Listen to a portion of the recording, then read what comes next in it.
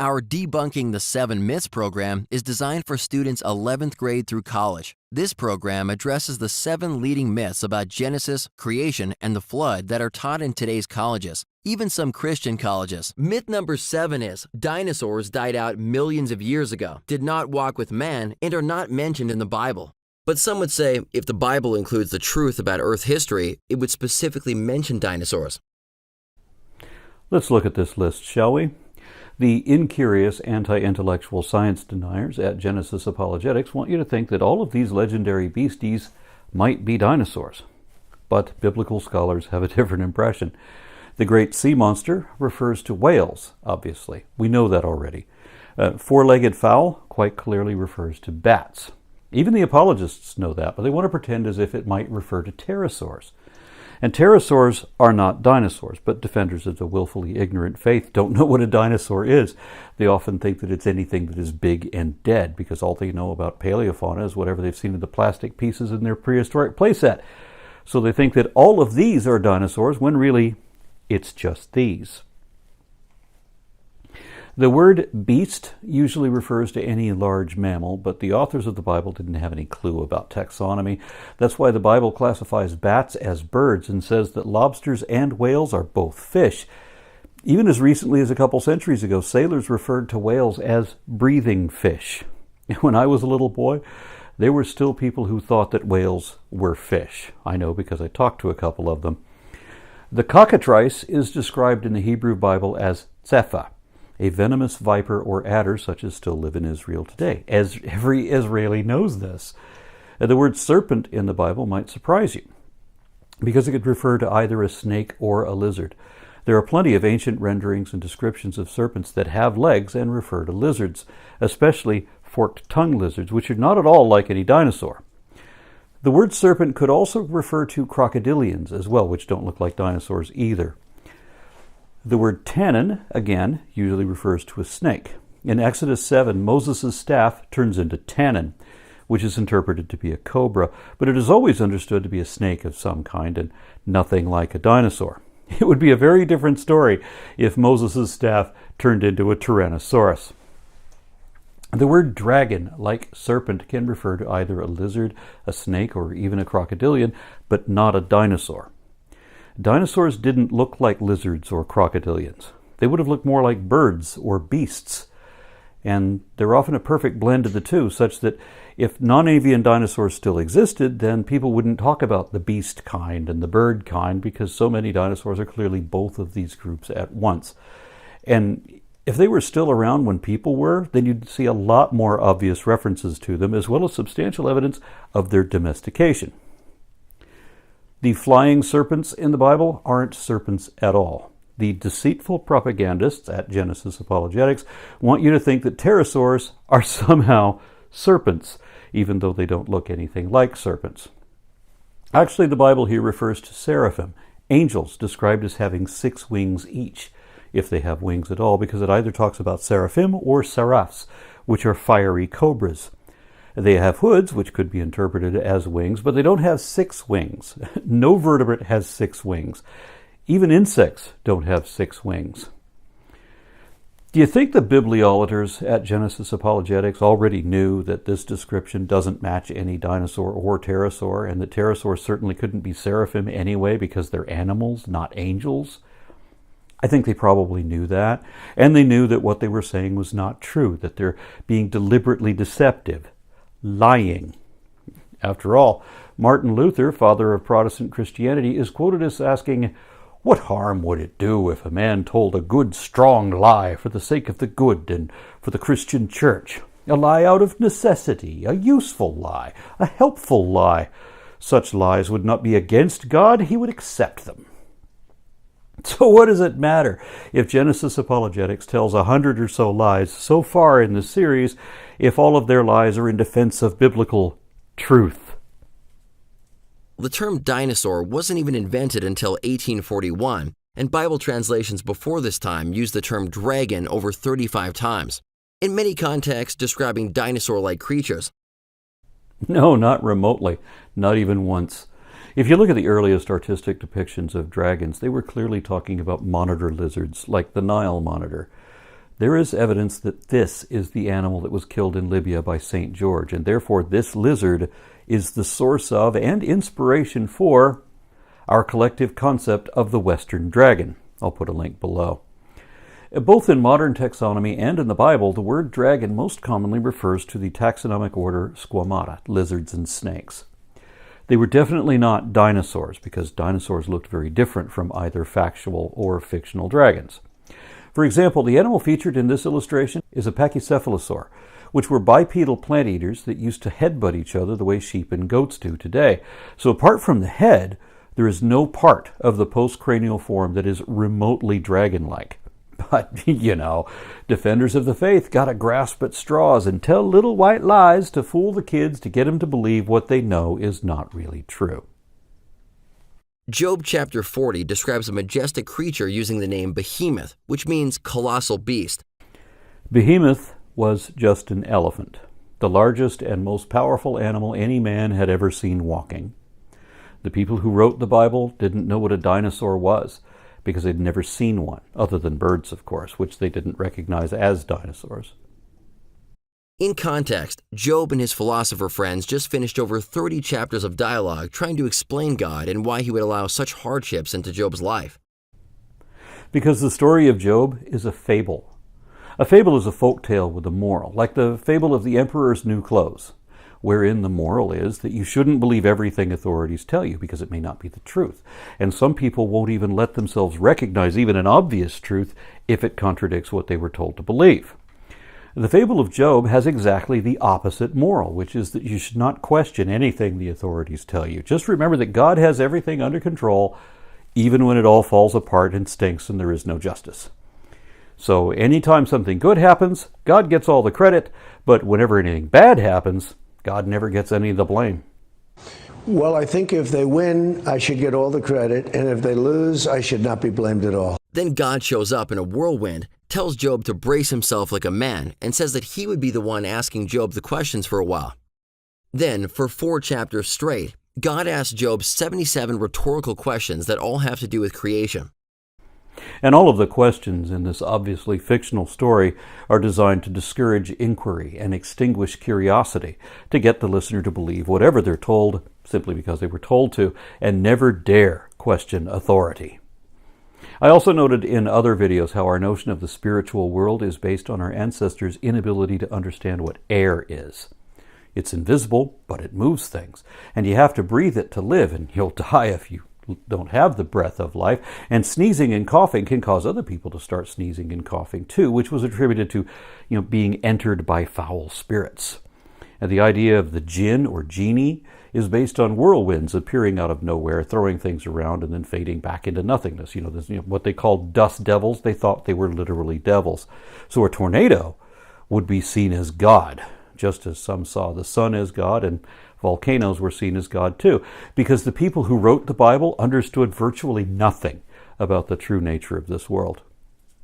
After explaining to Job that he is the master designer of space and earth, God describes 13 of his created animals, such as an ostrich, horse, and deer, then caps off the discussion by telling Job about his 2 grandest creations, Behemoth and Leviathan. I've already given a couple of presentations about this, and I'll put a link below. Leviathan was enhanced and exaggerated over time, eventually made to breathe fire, and so on. And there are contradictory descriptions, like in Psalms, it's a multi-headed snake. But if Job is the earliest mention of Leviathan, then it was very clearly originally based on the template of a crocodile, specifically the Nile crocodile, because that is exactly what the book of Job accurately describes in precise detail.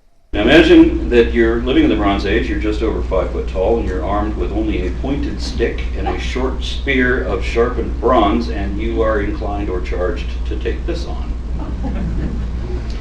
The book of Job, which was written consistent with that image, describes a huge, powerful, yet graceful monster whose mouth is like a set of great doors ringed by fearsome teeth. His back has rows of shields tightly sealed together, each so close to the next that no air can pass between. They are joined fast to one another. They cling together and cannot be parted. If you lay a hand on him, you will remember the struggle and never do it again. Of course, I'm quoting from the Bible here. Any hope of subduing him is false. The mere sight of him is overpowering. When he rises up, the mighty are terrified. They retreat before his thrashing. The sword that reaches him has no effect, nor does the spear, or the dart, or the javelin. Iron he treats like straw, and bronze like rotten wood. Arrows do not make him flee. Sling stones are like chaff to him. A club seems to him a piece of straw. He laughs at the rattling of the lance. His undersides are jagged potsherds, leaving a trail in the mud like a threshing sledge. He makes the depths churn like a boiling cauldron, and stirs up the sea like a pot of ointment. Behind him he leaves a glistening wake. One would think the deep had white hair. Nothing on earth is his equal, a creature without fear. Of course, I'm quoting Job again. And this is the Leviathan, described as a scaly reptilian thing with legs dragging itself through the mud. The common use of the word now is for whale, but it apparently did not actually mean that originally. God calls Behemoth the first of all his ways, meaning the first in rank, the chief, the most supreme of his creative works. In context, God is saying to Job, sit down, brace yourself, and now I will tell you of the chief of all my works, the biggest, most amazing land creature I ever made. The elephant is not only the biggest and most amazing land animal any author of that time could have known about, but elephants are also amazingly intelligent, certainly chief in the ways of God, if we imagine God as having intelligence and wisdom, despite the way the Bible describes him. We certainly could not say that about any sauropod dinosaur, all of which would have been just as dumb as any crocodile or lizard. We also wouldn't refer to a sauropod as God's greatest creation, since there were once many different species of them once upon a time, but every last one of them is now extinct. This after God expressly said that he would bring them to Noah to be sure they are kept alive. Even if you believe in Noah's Ark, and even if you believe that there were dinosaurs on Noah's Ark, and that they all survived the flood that never really happened, you'd still have to admit that the vast majority of fossil fauna, including most, if not all, sauropods, went extinct immediately as soon as they got off the boat. Meaning that your supposedly infallible God still failed to achieve his mission, the whole point of the ark in the first place. And not only that, but God failed to save even his greatest creation? If that's God's greatest creation, then that is literally the best he could do, which is already disappointing even before you realize that they're all extinct now. If the fables were true, which we know they're not, but if they were, then it's either God's bringing an unnecessary flood because he doesn't have any problem-solving skills and can't even discipline children, or it's his failure to save from that mythical flood 99% of all terrestrial species that have ever lived, the entire collection of paleofauna in the fossil record.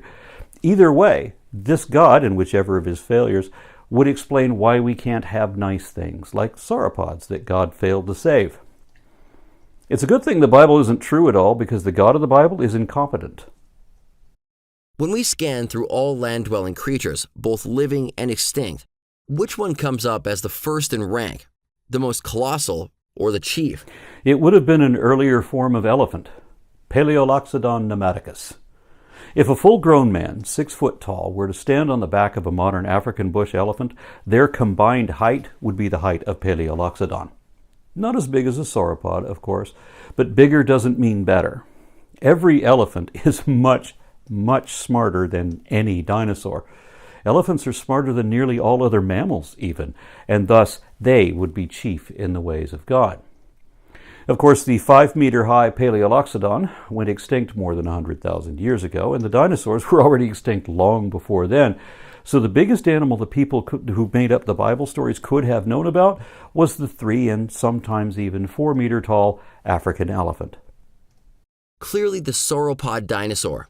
Pairing God's word that Behemoth is the grandest creature he ever made with the fact that sauropods are the largest land creatures we've ever found should give us a clue to Behemoth's identity. You've been given plenty of clues, yes, but you still don't have a clue because you refuse to pick any of them up. We know that Behemoth was not a dinosaur, because dinosaurs went extinct at or very shortly after the Cretaceous-Paleogene extinction event, roughly 65 to 66 million years ago. There are several independent means of dating this, all correlating without contradiction, such that it's just childish and silly to pretend as if none of the experts really know anything, or that everything science knows about anything is wrong, as if only the fools are wise, just to save your precious storybook that has already been disproved on every point that can be tested at all. Sauropods were huge. The largest one found to date was over 120 feet long. That's 10 freeway lanes across. At a weight of 76 tons, it's a wonder these creatures could even walk.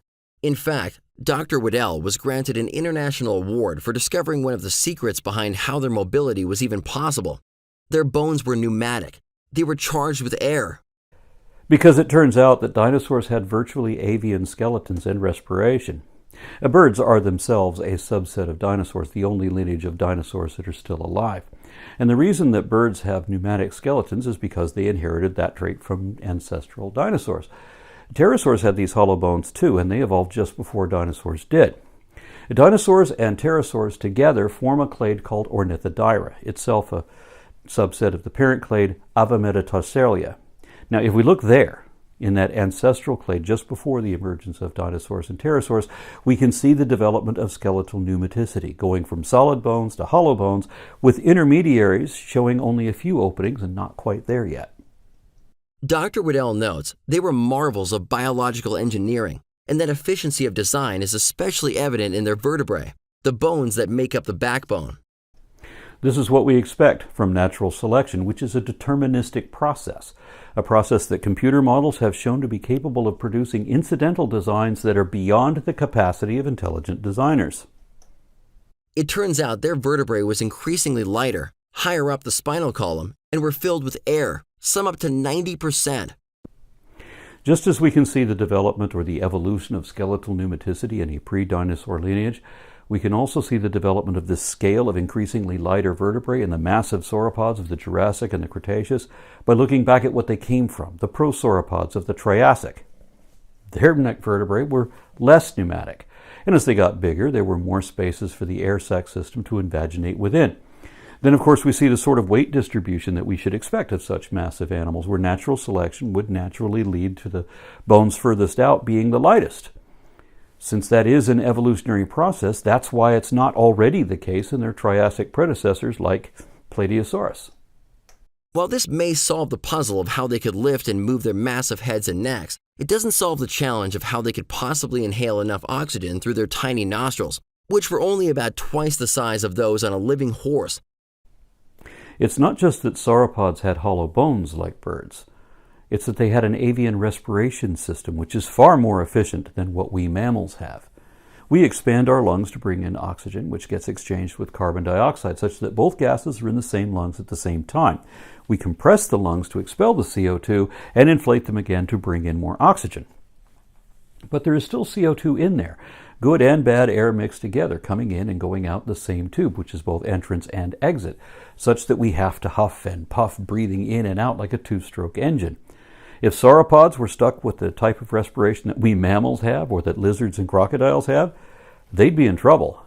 But they didn't breathe like we do. They breathed like birds do, through their bones, using a system of air sacs popping up all over portions of their skeleton, where good air comes in one way and bad air goes out a different way, such that their breathing is unidirectional and more like a four-stroke engine. And most of the air inhaled in step 1 passes through the primary bronchi to the posterior air sacs. In step 2, the exhalation phase of the first breath, the inhaled air moves from the posterior air sacs to the lungs. There, oxygen and carbon dioxide are exchanged as inhaled air flows through the air capillary system. The next time the bird inhales, step 3, the oxygen-depleted air moves from the lungs to the anterior air sacs. The second and final exhalation, step 4, expels CO2-rich air from the anterior air sacs, bronchi, and trachea back into the atmosphere. That's a way more efficient means of processing oxygen than what we mammals can do. That's how pterosaurs and birds have all the aerobic energy needed for flight, and that's how dinosaurs that didn't have wings got really, really big.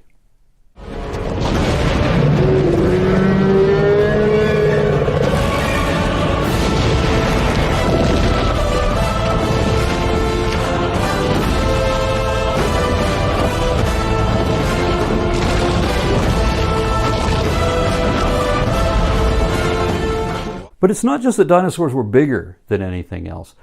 It's funny that we used to think of dinosaurs as slow-moving, cold-blooded reptiles that run out of energy quickly, because that is not how they were at all. If you compare a mammal to a dinosaur of the same size, you'll see that pound for pound, they were better than us. Better, stronger, faster.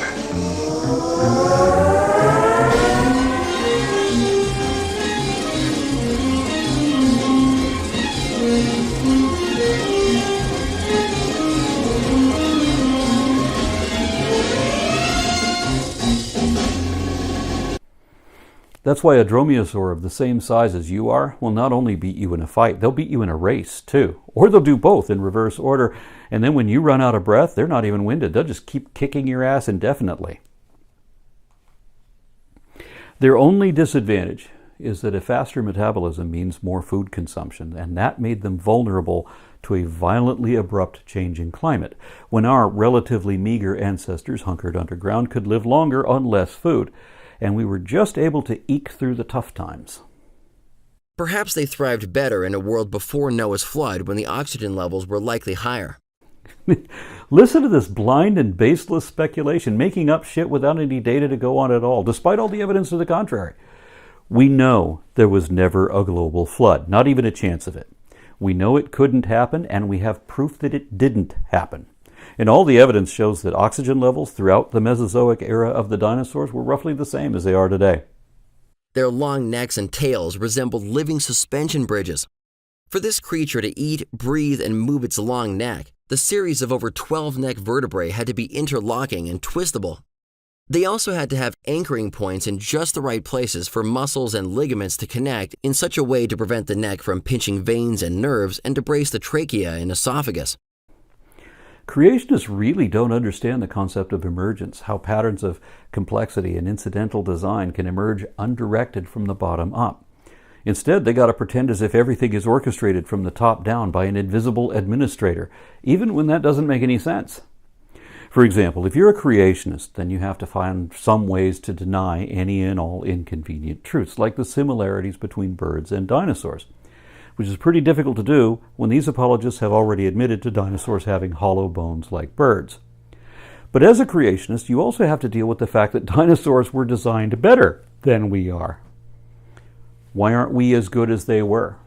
If we are in God's image, then why isn't He as good as they were? And why aren't we His greatest creation? Why is it Behemoth? God even describes Behemoth's diet, eating grass like an ox.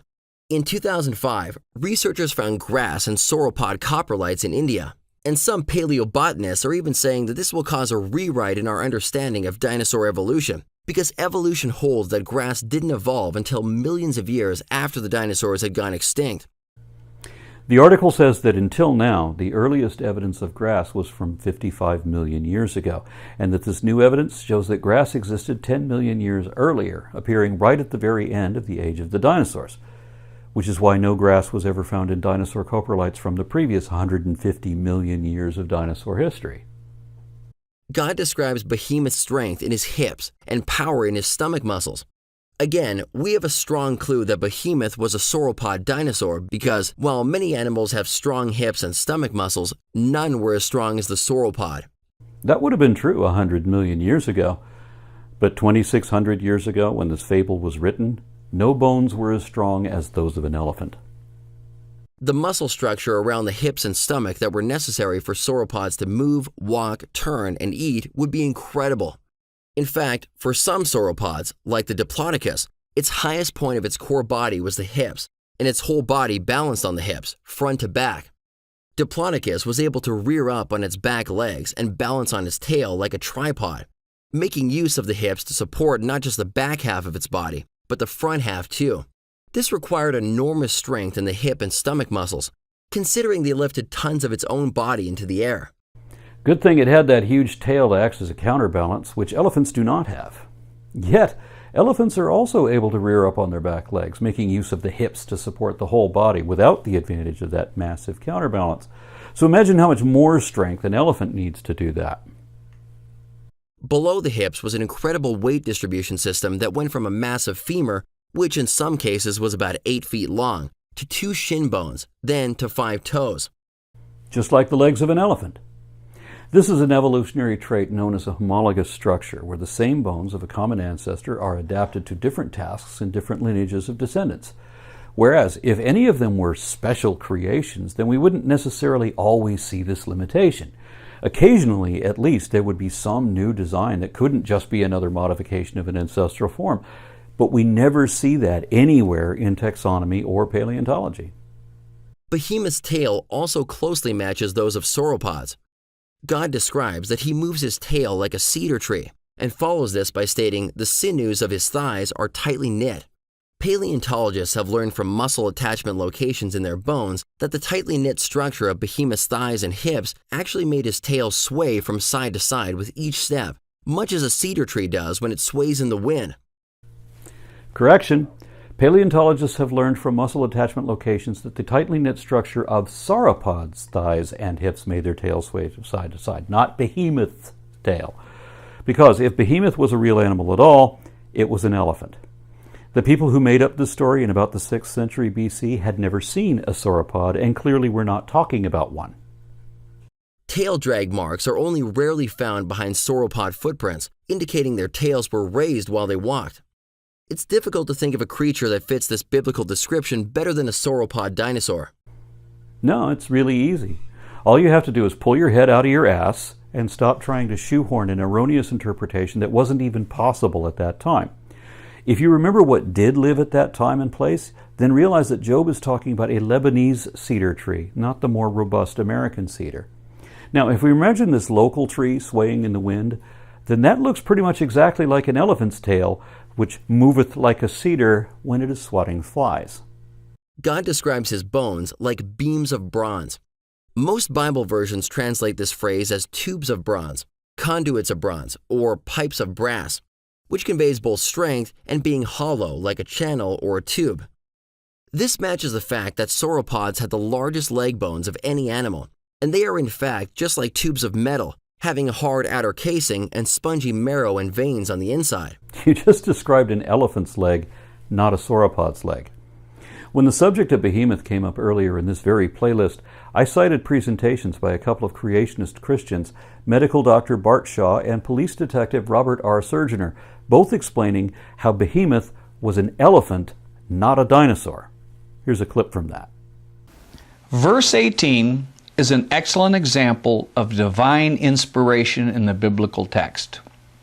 When these words were penned, the writer probably did not even understand himself what he was writing, but God was inspiring the words. And when God describes the bones of Behemoth, he was describing elephant bones with clues that have just recently been discovered by science.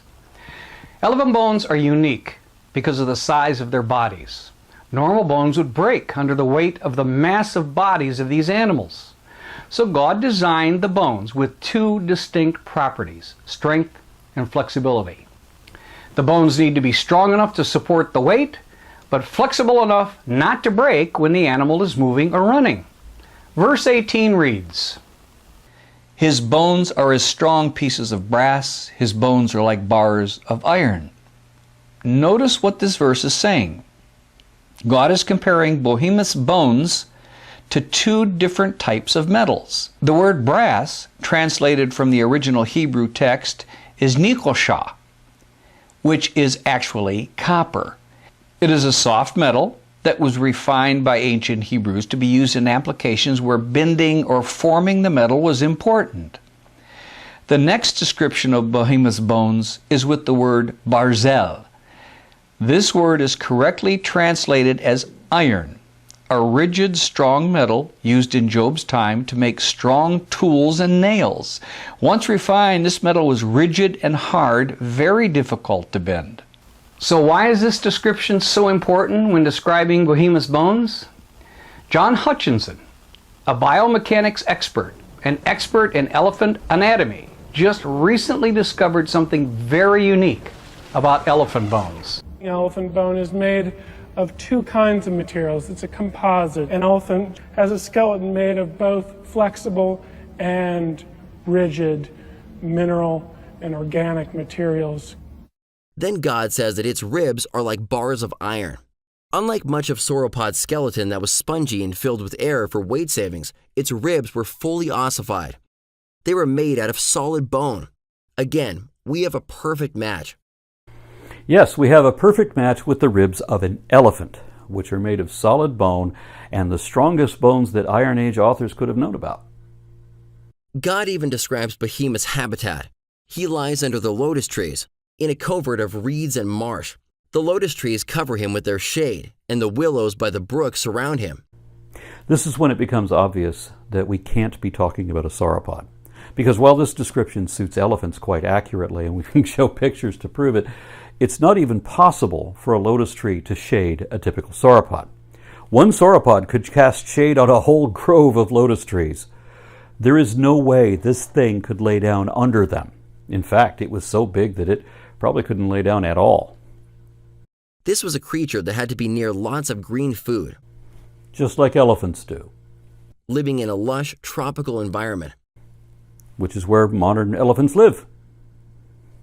Large sauropods had to eat half a ton of vegetation every day, and they likely had to eat all day long to consume this amount of food. Whereas elephants eat almost that much themselves, between a quarter ton and a half a ton. Not that it's relevant, because the fable never mentions how much Behemoth eats, only that Behemoth looks, lives, and eats like an elephant. Next, God says that indeed the river may rage, yet he is not disturbed. He is confident, though the Jordan gushes into his mouth. Why would God point out that this animal can stand in a rushing river? Lots of animals can do this, depending on the size of the rushing river. In this case, God said the river may rage, yet he is not disturbed, and that Behemoth is confident even though this raging river should gush into his mouth. Which is another hint that we're talking about an elephant, not a sauropod. Because while an elephant can weigh over 10,000 pounds and is thus undisturbed even when the river is raging, they're quite good swimmers, even being discovered swimming far out at sea. They use their trunks as snorkels and are thus confident even when the water may gush into their mouths, because they're not mouth breathers like the apologists who wrote this. The Jordan River is the largest river in Palestine, and it currently flows at only 15% of the rate it flowed in the past.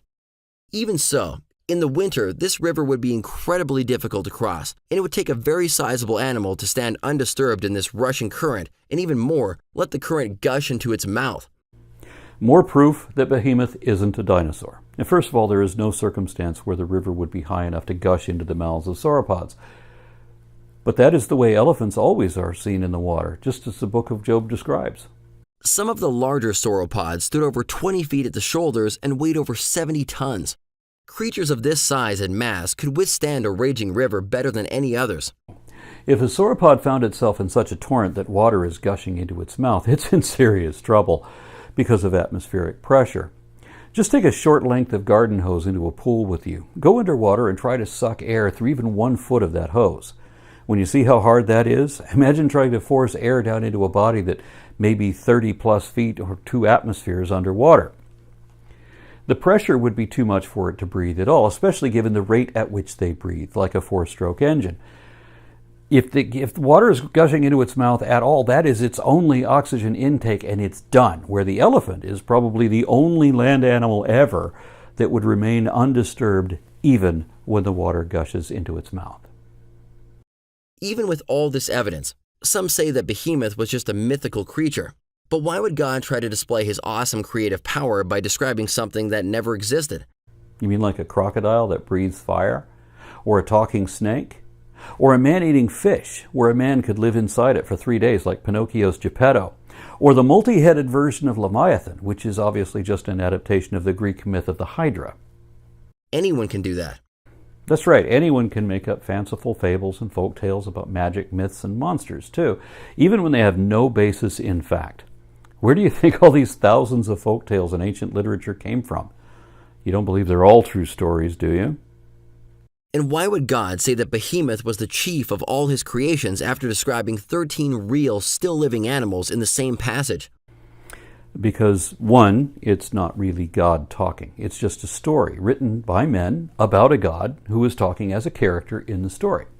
2, people often mix fact with fiction. That's how we get legends of 7-headed bipedal crocodiles that breathe fire. Why go through all the trouble to describe Behemoth as a grass-eating animal that lies peacefully in the shadow of the river plants along with his physical description, diet, and habitat, all of which happen to fit a known creature, a sauropod dinosaur? No, all of which accurately describes an elephant and not a sauropod, which we know it couldn't have been anyway. Certain Bible footnotes state that Behemoth was a hippo or an elephant, but neither comes close to matching all 13 characteristics God used to describe Behemoth. The hippo doesn't come close, that's true, but the elephant matches every bit of that precisely, and much of it doesn't fit a sauropod at all. Certainly hippos and elephants aren't the first in rank or chief of God's creations. Would God tell Job to gird up his loins, to behold the chief of his creations, just to show off a hippo? An elephant? Well, hippos kill more people in Africa every year still today than any other vertebrate. Imagine how much worse that would have been in Job's time, especially with everyone being only about 5 foot tall on average. But the elephant is still chief, where a sauropod wouldn't be. These creatures were plentiful. Look at Job's description of Leviathan and of unicorns, too. The author assumes that the people he's talking to are all familiar with both of these animals, as if most people then had seen both of them and had been familiar with them, knew what they looked like, and had lived alongside them. They also don't have tails that sway like cedar trees. He says this while disproving his own claim by showing a video where their tails are doing exactly that. And both of these animals have been captured and killed by man throughout history. Yes, hunting parties in the Stone Age killed off the mammoths in Asia, and they killed off the giant man-eating lizards in Australia, and so would it be with the sauropods, if they were still around. At the very least, they would have been domesticated. Also, remember that back in 3rd century Libya, St. George made himself famous by stabbing a defenseless lizard, and look how history glorified him. What if, instead of a lizard, what would have happened if St. George had decided to take on a bull elephant by himself, huh? Then there wouldn't be any legends about St. George now, would there? Nor legends about dragons either. Instead, he would have just been that year's winner of the Darwin Award. But God says that only Behemoth's creator can approach him. Verse 19 is translated, he is the first of the ways of God, only he who made him can bring near his sword. An alternative translation of this verse is found here in the Word Biblical Commentary. He that hath made him hath furnished him with a sword. In other words, God gave Behemoth his sword.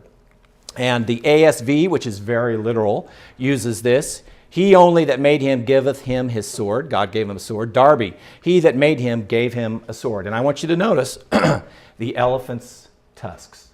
God gave the Behemoth a sword, a modified incisor tooth, which is huge and sword-like. That is a sword. And remember, this is a grass eater. What's a grass eater doing with a sword? God gave it to him. Sauropod dinosaurs don't have swords. They have flat, small teeth, relatively small, that are not like swords at all. That he cannot be captured by humans when he is on watch. So which is it? Is Behemoth a mythical animal that only gods can fight, and Jehovah is a sort of a hero god who uses swords to fight monsters like the classic myths of Hercules, and therefore all of this is entirely fictional? Or is Behemoth meant to describe an actual animal, something big and smart and powerful, such that when it is on watch and sees you coming, then a barely 5 foot tall person with maybe a 1 foot long bronze or iron short sword is going to get his ass stomped, literally, if he goes alone to try to intimidate an elephant? Behold Behemoth, which has to scrape your squished remains off his feet. And that no one can use barbs to pierce his nose. I like how King James put it. His nose pierceth through snares. So that in that version, at least, it's the nose that does the piercing and not the other way around. Now, what is a snare? It's when you use a noose or a lariat to lasso an animal and trap it. I don't know how you would pierce a nose with a snare since it is just a rope, but what sort of animal has a nose that pierces snares? Well, two come to mind. One is the rhinoceros, but we know that it can't be Behemoth because Job already spoke of rhinos in the previous chapter, only he called them unicorns. Seriously, read Job 39 again. This is what the author was talking about. The other animal that can pierce a snare with its nose is, of course, an elephant. And whether we're talking about putting a snare in its nose or putting its nose through a snare, either way, elephants fit the profile.